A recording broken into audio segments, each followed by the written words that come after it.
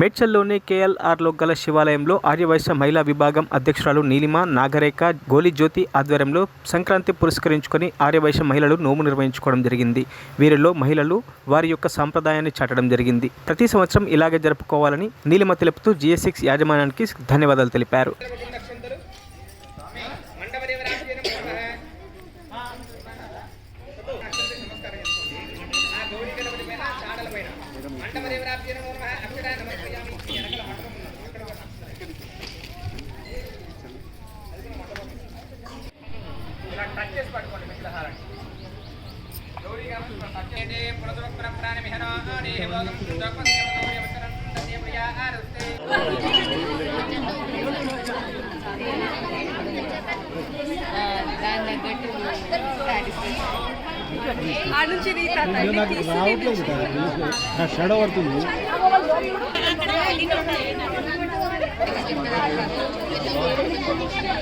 అందరికీ పట్టుకోనా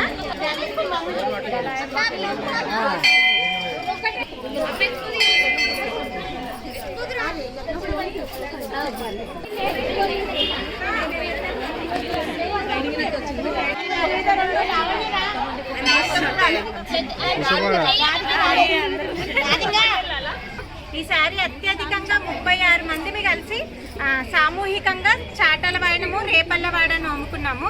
దీనికి ఉద్దేశం ఏంటంటే ప్రతి ఒక్కరి ఇంట్లో కూడా ఈ సంక్రాంతి అంటేనే వ్యవసాయదారుల పండగ. దీన్ని సందర్భం ఎంచుకొని మేము ప్రతి సంవత్సరం ప్రతి ఏటా అందరం కలిసి చాలా విధి విధానంగా నోముకుంటాము.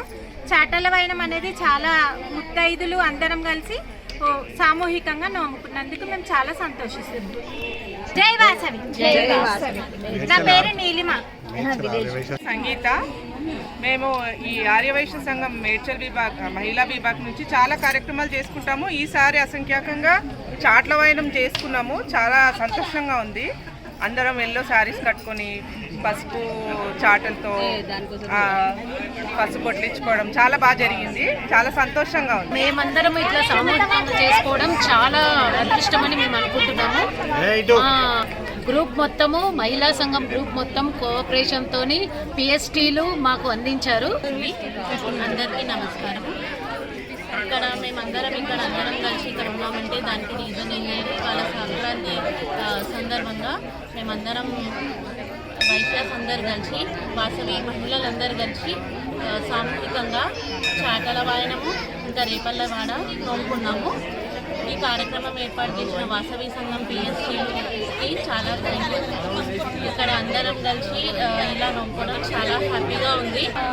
సంక్రాంతి అనగానే మనకి గుర్తుకొచ్చేది నోములు. ఆ నోములు సామూహికంగా జరగడం చాలా సంతోషంగా ఉంది.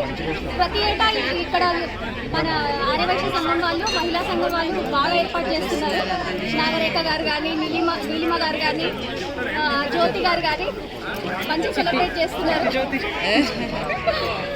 చాలా హ్యాపీగా ఉంది. మరిన్ని అప్డేట్స్ కోసం మా ఛానల్ని సబ్స్క్రైబ్ చేయండి.